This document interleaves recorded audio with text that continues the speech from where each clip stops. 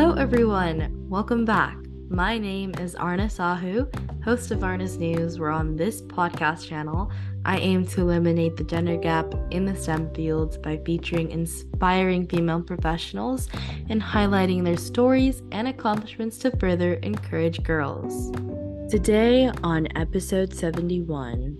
And how you treat those people, that's soft skill. How you get them on your side, how you influence. All of these things, these soft skills, they're why you get promoted. They're why you get the next job opportunity.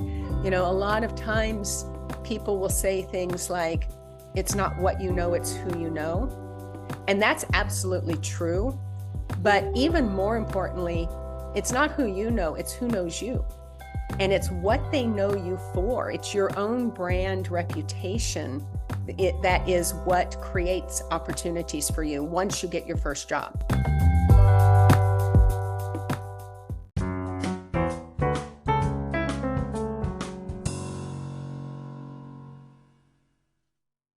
Today on episode 71, I'm pleased to announce our guest, Christine Heckart. As the CEO of Zappa Worlds, a 3D gamified mobile app that helps people get filthy enriched, prior CEO of Scalar Inc., a data analytics company acquired by SentinelOne, and also has held numerous executive roles at Cisco, Microsoft, NetApp, and Juniper Networks, and was also the founder and president of Telechoice Inc.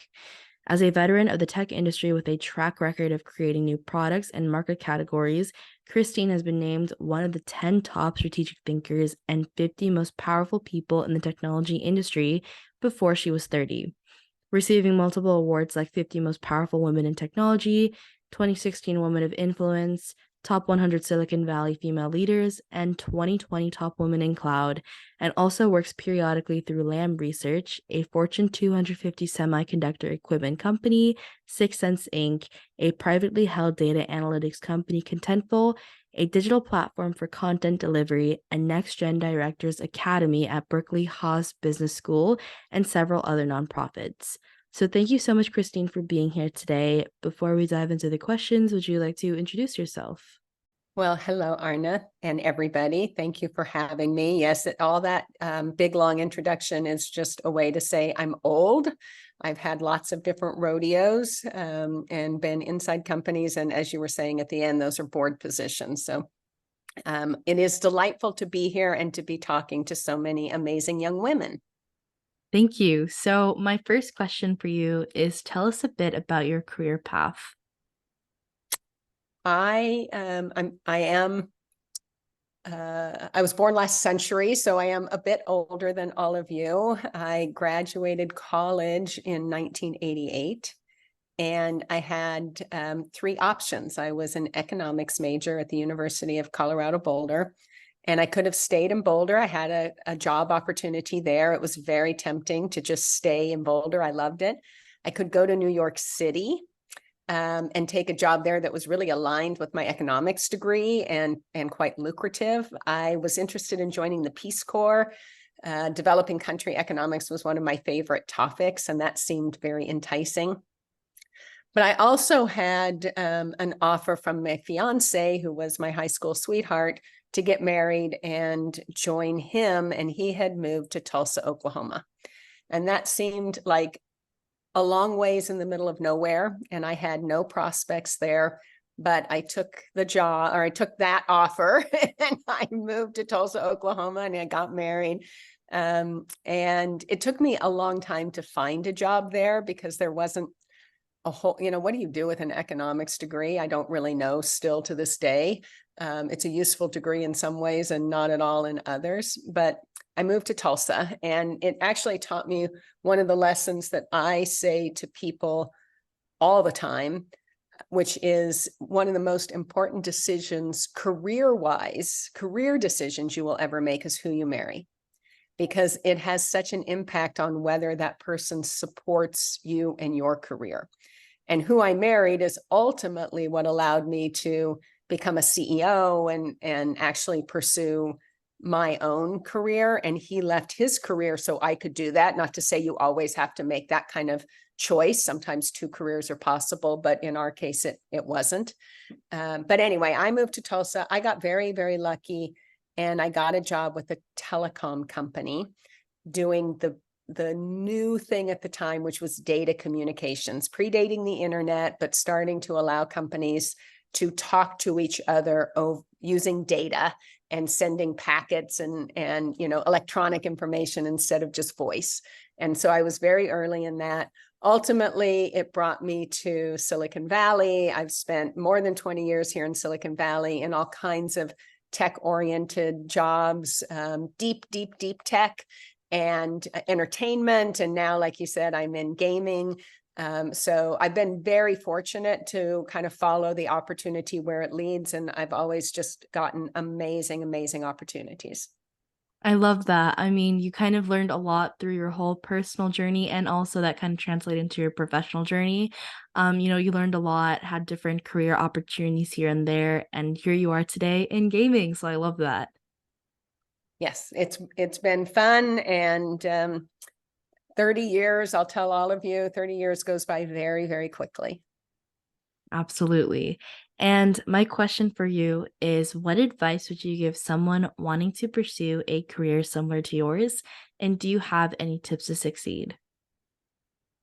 Well, what exactly is my career? I've been in telecom, I've been in tech, I've been in entertainment, I've been in gaming, I've been a CMO, I've done a lot of new product development, I've done new category creation, I've been a CEO, now I founded a company. Like, what is that career? The thing that I would probably point to is that certain skills transcend all careers. And typically, it's a hard skill that will get you your first job. But it is your soft skills that will get you every job after that.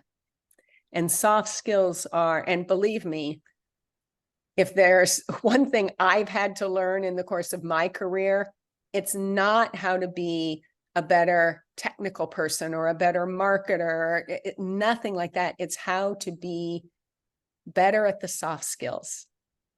I'm a driver, so I will if you're in the way, I will run you over to get to my goal. And especially when you're launching new products or trying to create whole new markets that have never been done before, it's hard. And a lot of people will stand in the way and tell you why it's not possible, or it feels like they're standing in the way, or it feels like they're trying to slow you down or drive. And how you treat those people, that's soft skill. How you get them on your side, how you influence, all of these things, these soft skills, they're why you get promoted. They're why you get the next job opportunity. A lot of times people will say things like, it's not what you know, it's who you know. And that's absolutely true. But even more importantly, it's not who you know, it's who knows you. And it's what they know you for. It's your own brand reputation. That is what creates opportunities for you once you get your first job. And especially now with social media, it is so easy to sully your reputation in small and unintentional ways.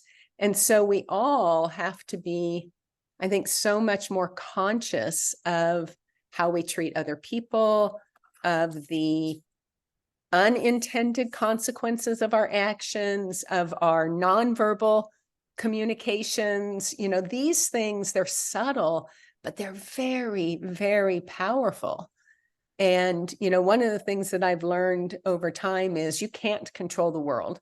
You certainly cannot control other people around you, but you can 100% control yourself and how you respond. And sometimes, it's easy to get into the short-term trap of being reactive, especially when things aren't going your way. Sometimes it feels good to let out that emotion, that frustration, that anger, that whatever. And, when you really step back and look at the big picture, that rarely will get you where you want to go. Really thinking about the long-term impact and ripples of any of your own behavior, words, comments on other people, whether you really will have the desired impact in the short term and get to your long-term goal.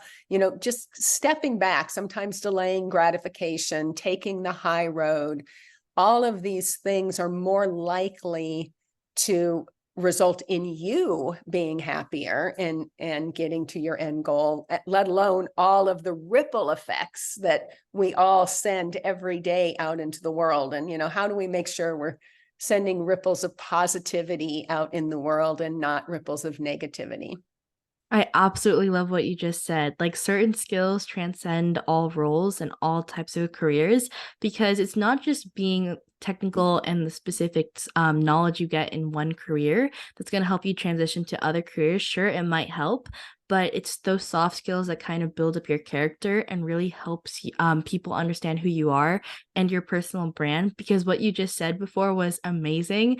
Like it's not what you know, but it's who you know, and it's not who you know, but how other people know you, and it's your character. So if people know that you're a reliable person, you communicate well, of course you're going to get promoted, and of course people are going to scout you. But if you don't really have those soft skills, then you're just going to be washed over by other people who have those skills. So you have to be in that new era. Right. Exactly right. All right. And what is a common myth about your profession that you want to debunk? Well, again, it's sort of hard to say what is my profession. There's a lot of myths about tech and about leadership and all kinds of things. Maybe start with the leadership one. It's one of my favorite topics. We teach it in my new company, Zappa, but leadership is something only you get to decide. You decide if you're a leader. Somebody else gets to decide if you're a manager, if you get a certain title or a certain level of official authority. But, we've all worked for, and if you haven't yet, you will. We've worked for all kinds of people in positions of authority who are not leaders at all. They're horrible. They're horrible humans. They don't lead, they dictate. And dictation is not, leadership. Leadership is really a very personal choice. It's about how you choose to show up, how you influence, what energy you bring into the room. And you get to decide that. And in some ways, other people do decide if you're a leader, but it's not the people above you. It's the people around you and the people who work for you, because you can only be a leader if somebody's willing to follow. And people are usually only willing to follow unless they're forced to, unless there's some like no other choice but to do what you say, which in the modern world, there's a lot of freedom for each of us to go where we want and get the job we want and work for the people we want. So, again, it just goes back to thinking about what are those ripples that we send out every day. Another myth is, I don't know if it's a myth, but we are our thoughts. It's our thoughts that, they say you are what you eat, and I believe that totally, but you also are what you think. Your thoughts end up controlling your emotions. Your emotions control your behavior. Your behavior creates your character, and your character is what ultimately determines your destiny.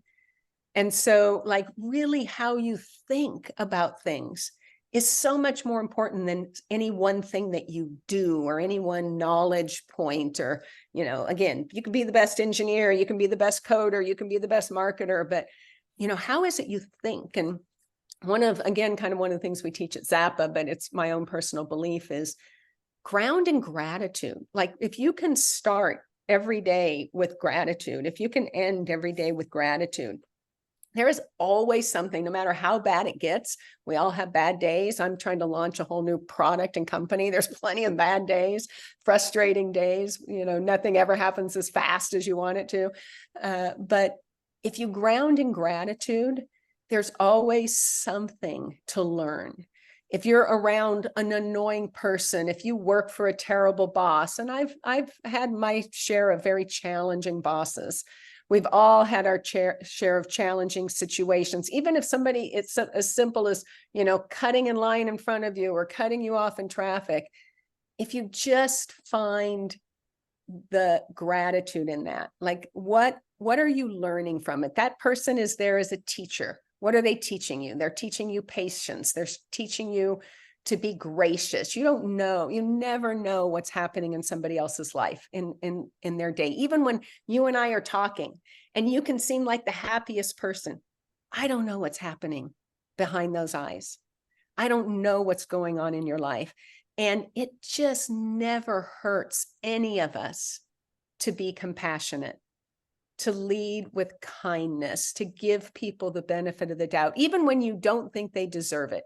It takes nothing away from you, and it could have a huge impact on their life. And at the very least, it keeps you from having that negativity, because any kind of negativity that you feel, it's not hurting anybody else. It's just poisoning you. So, how do you find the joy and the happiness and the satisfaction and the gratitude from within, and not wait for it to be something that somebody else gives or grants you? Absolutely. I loved what you just said right there as well, because you just said that people, they kind of don't, like the people above you, they don't define or they don't tell you if you're a leader or not. You kind of have to make that yourself. You have to figure out if you're capable of leading people, if you're capable of being the one in charge or being the person people look up to, because it all comes down to your character and your thoughts as well. Your thoughts are basically the things you kind of surround yourself with the whole day. So if you have negative thoughts, most likely you're going to have, negative behavior. But if you have positive thoughts, then you can have a positive behavior. So it's pretty correlated in that sense. But these different types of thoughts, they kind of fill you up and fill your character. And people won't define if you're a leader. You will define that yourself based on who you perceive yourself to be. Right. And, people are going to be around you if you're positive, if you have positive energy, and they're not going to want to be around you and invite you into the next opportunity or anything else if you're constantly sending out negativity. Don't gossip, don't participate in pulling other people down or complaining. Be part of the solution. Absolutely. It's not who you know, but it's how people know you. Yes. All right. And if you could step into my shoes, what would you have asked yourself that I didn't? Oh, that's a good one. Well, maybe two interrelated things. What is success and what is enough? I love that. I mean, that was short, but that was potent because a lot of people they have different success metrics. And so people think that, oh, if I get this title, or if I get this new shining object, then that will satiate me. But then we kind of choose that, oh, that doesn't really fit the success metric bar. So we try to go to other things and other things. And it's kind of there's a fine line between what's enough for you and what counts as success for you. Right. I've learned that I've wrestled with both of those questions a lot, and I've learned that enough is a mindset. It's not an amount. It's a state of mind. You decide what is enough success, what is enough work, what is enough money, what is enough influence or power, whatever. Like, it's all you. It's your state of mind. And there's enough for everybody to go around when you think about enough as a mindset and something in your control. And then success, success often isn't about any of those things. To me, success is about how you impact other people, the ripples that you send out in the world, what other people think and say about you, and the impact you've had in a positive, hopefully, way in their life. And that ultimately, I think, is success for all of us. Absolutely. I love that. And my question for you is what are the best resources slash books that have helped you find your career path? Oh, there's so many amazing books. I can't count them all, but I'll give a couple of quick, awesome recommendations. Any book by Dr. Raj Sisodia, Sisodia. He's the father of conscious capitalism. He's got like 15 books, The Healing Organization and Everybody Matters. And it's a new way and philosophy to think about business, and one I'm personally I'm a student of his, and I've been to the Conscious Leadership Academy, and we teach that curriculum to all people. It's normally for CEOs, but we've Zappified it and made it available to everybody. Fabulous, fabulous way to think and be. Also, Dr. Neha Sangwan, Sangwan. She's got two incredible books. One is called Talk RX, and she's got a brand new one coming out called Powered by Me. Both are phenomenal, just life-changing when you read them, and very, very actionable. Powered by Me is about burnout and how to recognize the 5 sources of burnout and reverse them. Talk RX is about communications and how communications can honestly just heal your world and heal your life, heal the relationships in your life. So those two are fantastic. Good to Great. What got you here won't get you there. There's so many amazing books. In fact, one of the reasons I started Zappa is to take all of this incredible wisdom that exists, all the great books and other things that I've read and people I've learned from, and turn it into short gamified sequences in 3 to 5 minutes, because we don't always have time to read all the amazing books. We should, but when we don't have time, where can you go? And even after you've read, like Raj and Neha's books, some of them we've Zappified, you read them, but then you don't want to leave. You want to keep continuing to practice and learn from these great teachers. And, so how can we do that as well? I love that. I mean, all the books that you stated were amazing, and I'm going to go check them out, but they kind of all ground to those soft skills that can really help build your character. And I'm going to go back to what it was. It's not about the people you know, but it's about how those people know you. And learning how to build your character and how to improve on your strengths can really help you be scouted out for. Yep, exactly. And what do you think is a vital factor that shaped your career? What was your life before learning it, and what was your life after learning it? Well, I think it's a lot about this. If I look at early in my career, like I said, I did new product development. I did the world's first frame relay service, which is way back in the dark ages, but significant at the time. I did some of the earliest internet services, helped create the first IPTV service. It's really easy to think that's what's important. And like I said, I was a driver. So if you were in my way, you better get out or I might just run you over. And, somewhere along the way, I learned that all those things are great. Even, rolling out Zappa, we want to help everybody get filthy enriched. That's important. The work is important. But what's way more important is the people and the people you're working with and the impact that you have on them and treating them with dignity and being respected by them. And once I really learned that, I would say the big turning point for me was at Microsoft. I spent 5 amazing years at Microsoft, and I inherited a team that was really disillusioned. They had launched something that had failed. The team was just really down in the dumps. And when I was given the team, they were at a super, super low point, but it was also something I knew absolutely nothing about. I had 0 experience in that particular industry. And I was supposed to help to fix this broken thing and these broken people. And that's when I really had to make the true hard pivot that it wasn't about what I knew. It was really about how I helped and treated these people to empower them to find the way forward and to really listen. I'm not a great listener, and I had to really learn to listen and to rely on them and just get the obstacles out of their way so we could ultimately make something great. And we did. But that was big, because before I'd always been kind of the smartest person in the room, at least on the thing I was doing, or at least I thought I was. And I went from being the smartest to being the absolute dumbest in the room on that particular topic. And I couldn't rely on my smarts anymore. I just had to rely on those people and listening to them. And so that was a big shaping moment for me. Yeah, and honestly, when you try to change your character or you trying to build those soft skills, it's going to be hard because those are habits that you've already mastered. So it's hard to piece them down and build better habits because, your brain is already wired to think one way or the other. So trying to take all of these different advices and put them into action can be really difficult.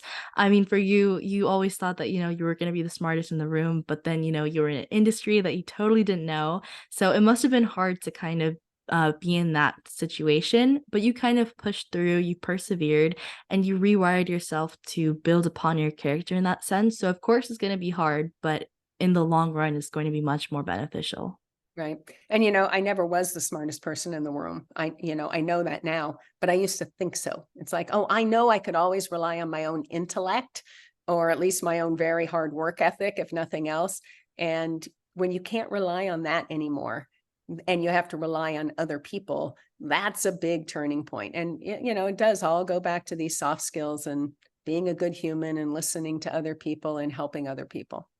Absolutely. And because we have some additional time, my question for you is, what's one thing you wish you had known when you began your career path? I wish I knew all of this, because I sure didn't. Like I said, I was I was very self-reliant, and that's a good thing. And I was a hard driver, and I got a lot of stuff done, but I wish I would have really understood this more and thought much sooner about my impact on others. Now, I must have done okay. I ended up, I ended up in a good place. I got good opportunities, but, I think sent negative ripples, when I was early in my career. I ran over people. I didn't listen to people well. And now if I could take that back, I would change that. Absolutely. I mean, you learn a lot in your personal and professional journey. You learn how to build your character. You learn all these amazing advice. And you might look completely different than how you were when you started out, but it's okay because you learn things in your whole journey. That's right. We have to be resilient. And, the one thing we all make mistakes. You guys will make mistakes. I've made plenty of them, but you look at it as a learning opportunity. And if you learn and improve from those mistakes, it's not wasted time. Absolutely. And my last question for you is, how do you continue to learn in order to stay on top of things within your role? Well, I am super, super lucky now. I've started this company called Zappa World, which is Zappa with an X. And we help everybody get filthy enriched. And one amazing benefit of this job now is I get to spend my time with absolutely incredible, inspiring people and teachers, and we Zappify their curriculums, we Zappify their philosophies, we Zappify their books and their programs. And so I'm every single day I'm exposed to this with the objective of bringing it to the world, putting it at your fingertips, making it fun and easy to do. But, it comes back in amazing learning opportunity every day for me. And so, I feel like I really am living the dream right now, because every day I get to be working with people I love on something I love, and inspired by and, improving myself because of all of these amazing people that I'm surrounded by. And it's really incredible. I love, love, love that. And before we end off, do you have any last words to the audience?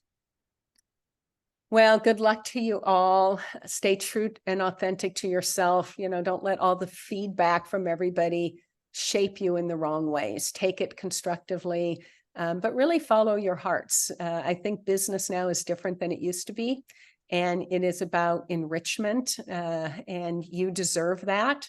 If I can help you in Zappa, you can sign up there. You can get on the wait list. The product, when it comes out for everybody to use, there is a free version, because we want everybody everywhere to be filthy and rich, not just the rich people in the world.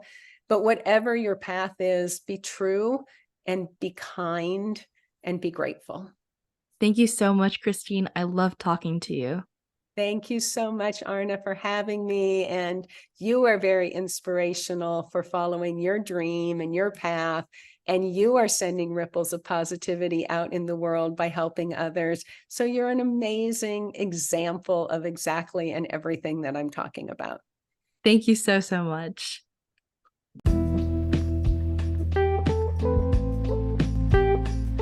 And here are my 3 cents on this episode with Christine. 1, effective communication. Developing and enhancing your soft skills such as active listening, empathy, and clear communication can greatly improve your ability to convey ideas, collaborate with others, and resolve conflicts. Effective communication is essential in both personal and professional relationships, and it can lead to better understanding, trust, and successful interactions. 2, teamwork and collaboration. Working on your ability to collaborate with others is a valuable skill. You can learn how to grow and work as part of a team, leverage each team member's strengths, and achieve common goals. Effective teamwork involves compromise, flexibility, and the ability to work and build upon others' ideas, ultimately leading to more productive and harmonious group dynamics. And 3, personal growth and self-improvement. As you strive to be the best person you can be, you will learn about self-awareness, self-regulation, and personal development. This journey can lead you to increased emotional intelligence, resilience, and adaptability. By setting and pursuing personal goals, you can develop a strong sense of purpose and direction in your life, and continuously strive for self-improvement.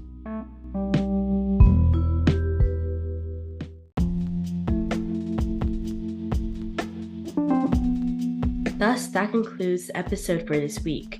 If you want to know more about how I relate to these amazing topics, then stay tuned for upcoming episodes.